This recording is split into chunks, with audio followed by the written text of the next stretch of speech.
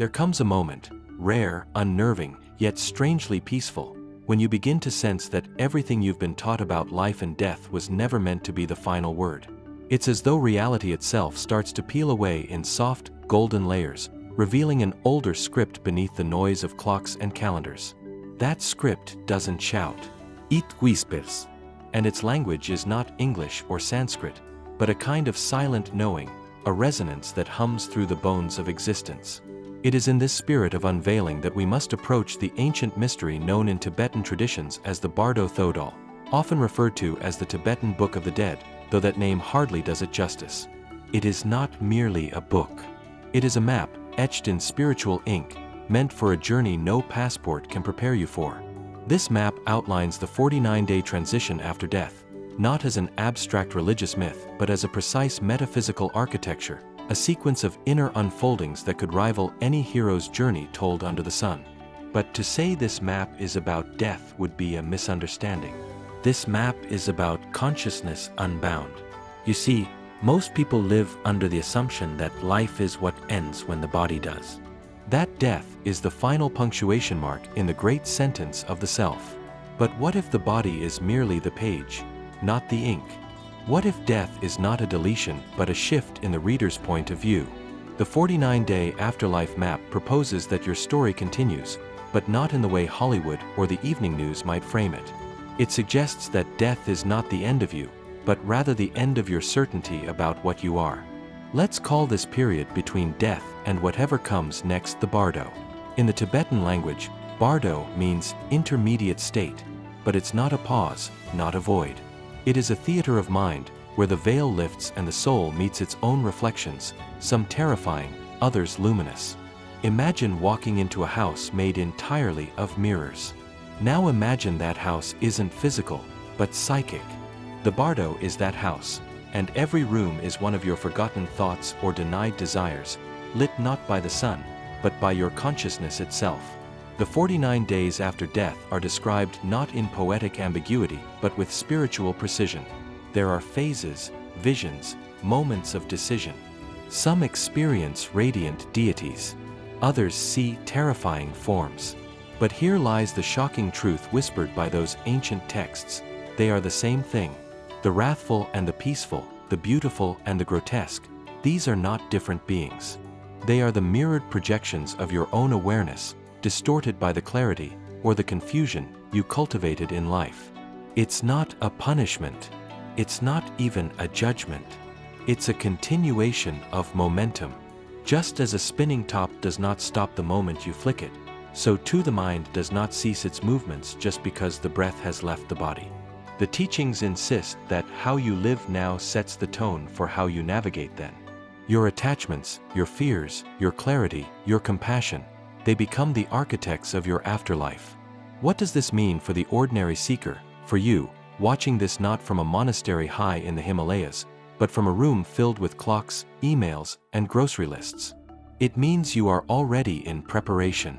Every moment you choose love over fear, clarity over confusion, stillness over chaos, you are rehearsing for a play that will one day unfold in the liminal space beyond your final breath.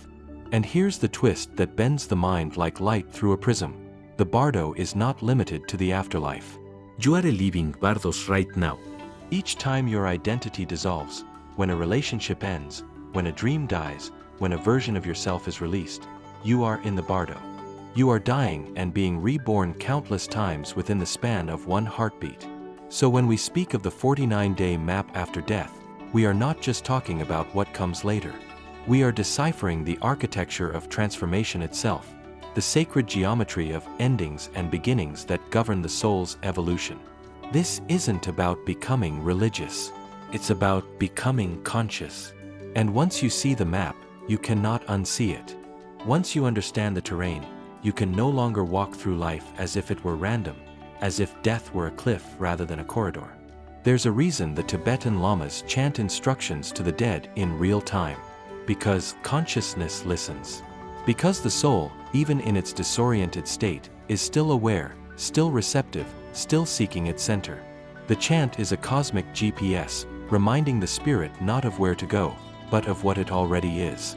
And you, alive and breathing, still wrapped in skin and starlight, have a rare opportunity to read the map before the journey begins, to understand the rules of the Bardo before you arrive, to train not just for the moment of death, but for the art of transition itself. You are not a passenger on this journey. You are its architect, its storyteller, its light. Now the map lies before us, not as folklore, not as dogma, but as a mysterious, precise, and utterly transformative guide.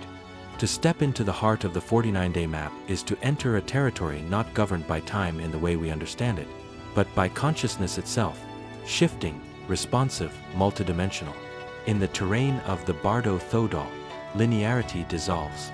Each moment becomes a world unto itself. Each day, or phase, is less a date in an afterlife calendar and more a lens through which the soul observes and reacts to the unraveling of its former identity. At the core of this mysterious journey are three primary bardos that unfold after death: the moment of death, Chikai Bardo; the experience of reality, Koniad Bardo; and the process of rebirth, Sidpa Bardo. These are not separate places, but evolving mental states, filtered projections of your internal karmic tendencies.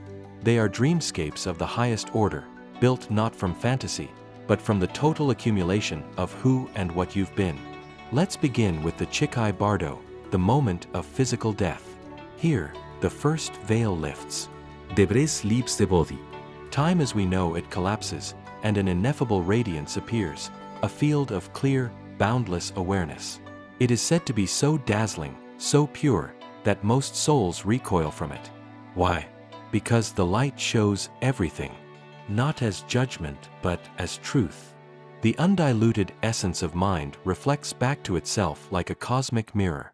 If the individual recognizes this radiance as their true nature, liberation is immediate. But most do not. Conditioned for lifetimes to seek form, identity, and narrative, the consciousness turns away, choosing the familiar over the infinite.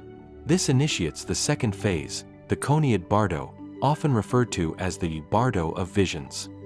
Here, the soul encounters a sequence of peaceful and wrathful deities, yet the sacred texts whisper that these are not external beings. They are symbolic emanations of your own consciousness, reflections of your deepest truths and illusions. Think of them not as gods, but as energy archetypes. The peaceful deities represent the clarity and compassion you cultivated in life. The wrathful ones embody the fears, shadows, and attachments you refuse to face. In the West, such encounters might be dismissed as hallucinations or metaphors, but in this spiritual topology, they are maps of energy, structured, patterned, and recurring. It is said that on each of the 49 days, specific visions arise. These are not random. They are invitations. The deities do not come to punish or reward, but to present a choice: merge into higher consciousness or cling to form and be drawn toward rebirth. Then comes the Sidpa Bardo, the realm of karmic winds and reformation. Here, the soul, not anchored to a body but still possessed of desires, begins to magnetize toward rebirth. One might experience flashbacks of past lives, glimpses of future wombs, even presences of potential parents. But all of this is shaped by vibration. The frequency you emit at this stage determines what you attract. A fearful, grasping mind is drawn toward dense realities. A peaceful, liberated awareness can choose a subtler path, or even step off the cycle entirely. But here lies the paradox that defines this entire process. The Bardo is a mirror, not a maze. There is no final judge, no celestial court weighing your sins and virtues.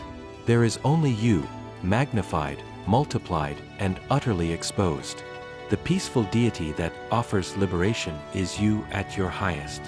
The terrifying demon that chases you is you disowned, unacknowledged. You are not judged. You are revealed. This is why the 49-day cycle is not a waiting room or purgatory. It's a refinement chamber, an unveiling. It is the soul, stripped of ego, navigating its own symbolic dream. It's no accident that many near-death experiences report similar sequences: light, review, vision, and choice. Across cultures and religions, this sequence repeats, dressed in different symbols but humming the same frequency. Consciousness continues. Identity is temporary. Awareness is eternal. To read the map of the Bardo is to recognize the power of your inner world. It's to understand that death doesn't change who you are, it amplifies it. And so the preparation for death is not about memorizing rituals or perfecting prayers. It's about clarity. Self-honesty. Letting go of illusions so they don't haunt you later as monsters in the mirror. And this is the silent teaching whispered between the lines of the Bardo Thödol. Know yourself, not as a name or a role, but as a stream of awareness. Know your attachments. Know your aversions. Train your mind to recognize the clear light, not as something to fear, but as your eternal home. When we understand the map, fear begins to loosen its grip. Death is not the end, but a shift in terrain. The 49 days are not a punishment, but a path. And liberation is not bestowed upon you. It is remembered by you. Within the vast symbolic landscape of the 49-day afterlife journey, the metaphysical becomes mythic. The pages of the Bardo Thödol are not just instructions for the dead, they are poems for the living. Written in the language of archetypes and energies, they speak not only to what happens when we die but to what unfolds every time we shed a version of ourselves in life. To truly grasp the meaning of this map, we must step into the world of myth, not as fiction, but as encoded truth. The Bardo is not linear, it is circular, spiraling like a cosmic mandala. At the center of this wheel is a great mirror, and within its reflection lies the first allegory, the mirror of the mind. The story begins with a soul standing before a vast, silent lake. The surface of the water is so still, so pure, that it reflects the stars above and the face of the soul below. This lake, we are told, is not water, it is awareness itself. As the soul peers into the reflection, it begins to see not only its own face but every moment of its life, unfolding all at once. It is not like watching a film. It is a reliving, a vibrational immersion. But here's the twist, the soul does not merely remember what happened. It feels what others felt in response to its actions. A kind word spoken in youth brings a ripple of warmth. A moment of cruelty echoes with pain. This lake, the story says, is the mirror of karma, not a punishment, but an empathic resonance. Here, one begins to understand. Every action, thought, and emotion is a frequency, and every frequency leaves an imprint. The second allegory is whispered in the voice of a guide, the Dakini of the winds. She appears not as a woman or spirit, but as a shifting form made of wind, light, and swirling patterns. In the Bardo, she says, everything that was hidden is revealed. But not for the sake of shame, for the sake of clarity. She tells of a soul who clung to power, who in life was rich, admired, feared. In the Bardo, the soul saw itself as a king. But the winds pulled away the crown, and beneath it was a frightened child, abandoned and angry. The soul screamed at the winds, trying to rebuild the illusion, but the Dakini only whispered, "The illusion cannot follow you where truth is the only language." This narrative is not about punishment, but exposure. What we fail to heal becomes the very storm that we face. The Dakini teaches that the soul is not punished by gods, but by its own misunderstanding of what it is. Her winds are the breath of truth. The more we resist, the stronger they blow. The more we surrender, the lighter we become. The third story is older still. It tells of the bridge of rebirth, suspended over a chasm of luminous fog. On one side stands the past. On the other, a womb, symbolic of the life to come. But the bridge is not guaranteed. To cross it, the soul must release its attachments. Every memory, identity, grudge, and desire is weighed. The bridge grows lighter as the soul lets go, and heavier with every clinging thought. At the center of the bridge stands a lion-faced guardian. Not a demon, but a question. Are you willing to forget? Forget who you were, what you had, even what you wanted. For to pass through rebirth, one must accept amnesia. The soul hesitates. Most turn back, choosing rebirth not as liberation, but as repetition. And so the cycle continues, not because of karma imposed from without, but because of longing not yet relinquished. Each of these stories is a fractal, a piece of the larger geometry of the afterlife experience. And each tells the same truth in different terms. What happens when we die is what happens when we live unconsciously. The difference is that in the Bardo, nothing can be hidden. Thought becomes form. Desire becomes motion. Fear becomes monster. Light becomes liberation. In the afterlife, the symbolic is the real. And this is why the Bardo Thödol is meant to be read to the dead, not to inform them, but to remind them. It is a rope dropped into the river, a mantra meant to guide the consciousness through the storm of its own creation. It says, "This wrathful deity is not here to destroy you. It is your own mind. Recognize it. Merge with it. Dissolve it." These aren't just exotic Tibetan fables. They echo the near-death experiences of modern medicine. They align with the visions of mystics, psychonauts, and spontaneous spiritual awakenings. In every tradition, there is a moment of meeting the self. Sometimes it is framed as judgment, sometimes as review, but always as revelation. The real journey, then, is not from life to death to rebirth, but from illusion to truth to freedom. So we must ask, what are the symbolic narratives within our own lives? What visions might arise for us if we were to pass tonight? Would we recognize the peaceful deities of love, compassion, wisdom as our own? Or would we run from the wrathful ones, anger, greed, guilt, never realizing they are masks we gave power to? In the Bardo, symbolism is not decoration, it is instruction. And if we study these stories, we might prepare not just for death, but for life lived more vividly, more honestly. What use is a map of the afterlife, one might ask, if we are still alive? Why study the corridors of death when the heart is still beating? But herein lies the paradox. The Bardo is not a realm reserved only for the dead. It is a landscape we move through in moments of profound change, transformation, and awakening. Death, in the spiritual sense, is any moment we are asked to let go of what we were, to surrender our egoic identity, and step into a vast unknown. In this way, the afterlife becomes deeply practical, because it teaches us how to die before we die, how to loosen our grip before life does it for us. The first integration, then, is the art of conscious dying in daily life. Every loss, heartbreak, transition, or disillusionment is a Bardo of its own.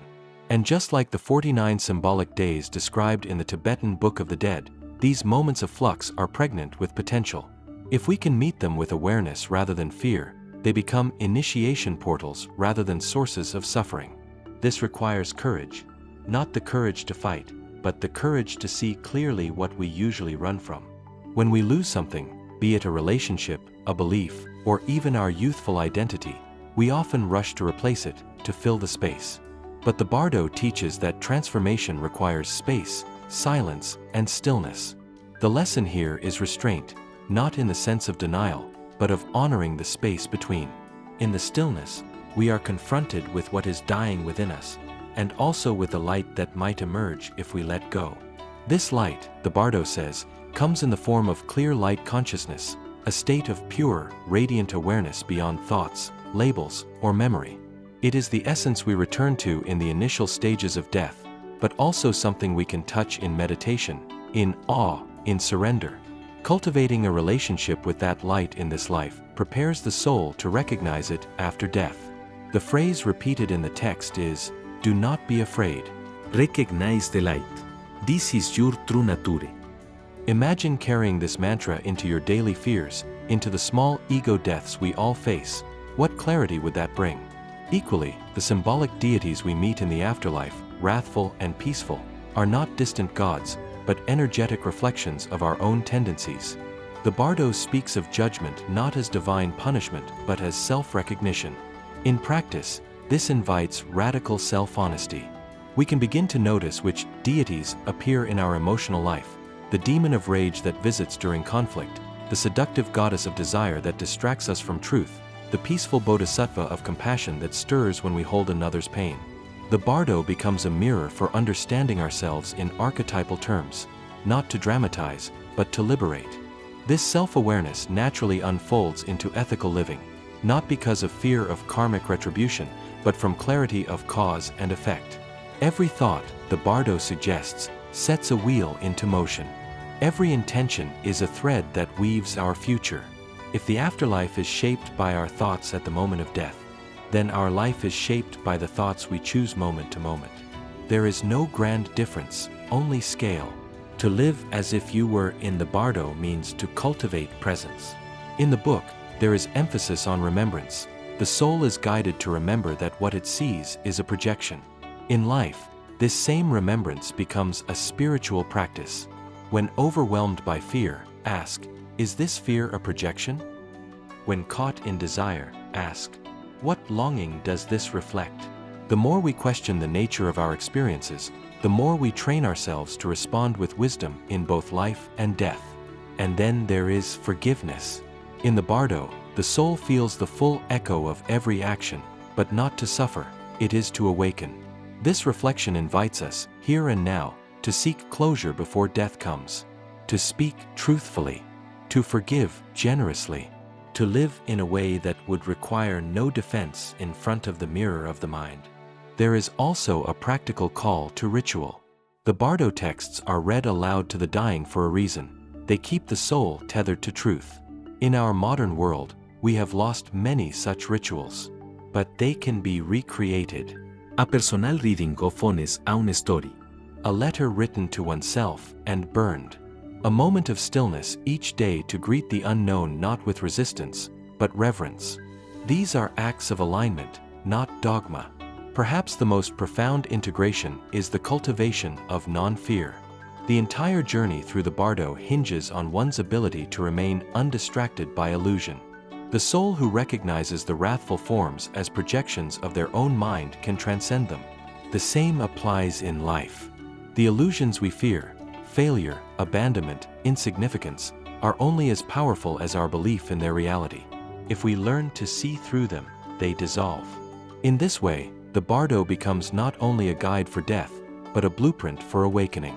The soul is not preparing for an afterlife, it is being reminded of what it has always known, that it is light, cloaked in temporary form, dreaming of separation only to awaken to unity. And perhaps this is the most practical implication of all, that by studying death, we are learning how to live. Not just to exist, but to live with eyes open, heart attuned, and spirit uncloaked.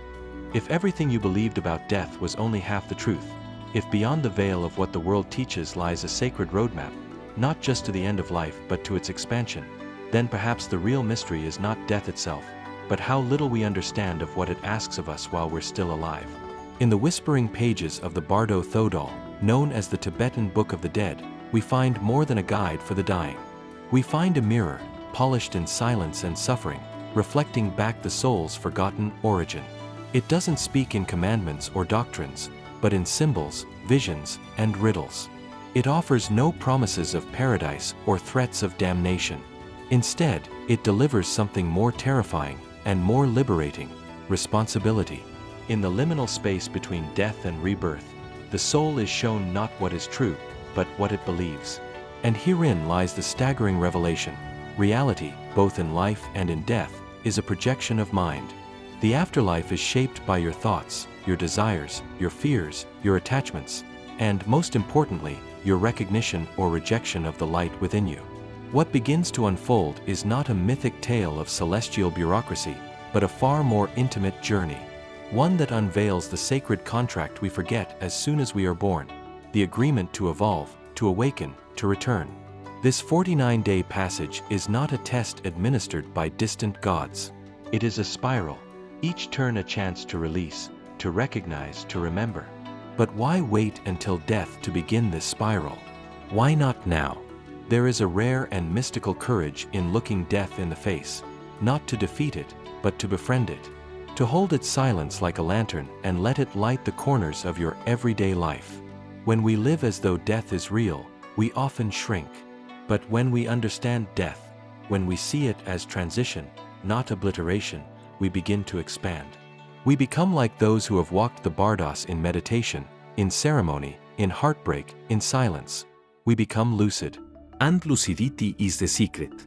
To walk through life lucidly is to begin the journey through death before the body has even stopped breathing. It is to navigate your relationships with the awareness that every encounter is a mirror. It is to listen to your emotions as if they were voices from a previous incarnation, reminding you of unfinished lessons. It is to speak to your own thoughts the way a compassionate deity might speak to a frightened soul in the Bardo. Gently, but truthfully. It is to sit in the stillness and whisper to yourself, "This is not who I am. This is only a moment. A dream. Let it pass." The Bardo teachings challenge the very root of materialism. They do not deny the beauty of the world, but they strip it of permanence. They ask you to see the sacred in form, and also to know that form will dissolve. This dual vision of reverence and release is what grants peace in both life and death. And yet, this wisdom does not demand a monastery. It does not require robes, candles, or Himalayan retreats. It requires only presence. It asks you to remember the dreamlike quality of life, not to escape it, but to move through it with grace. It invites you to see your pain not as punishment, but as karmic echo. It challenges you to ask, in every moment of fear, what projection am I trapped in? And in every moment of clarity, can I stay here in the light? Because the truth is this, death does not come only once. It arrives every day, in the endings we fear, in the choices we avoid, in the truths we bury. And with each of these small deaths comes the chance to enter the Bardo consciously, to walk into that space between what was and what could be, and to emerge with new vision. This is the essence of Phawa, the Tibetan practice of transferring consciousness. To learn to die before dying, so that when death finally arrives, it is not a stranger, but an old companion.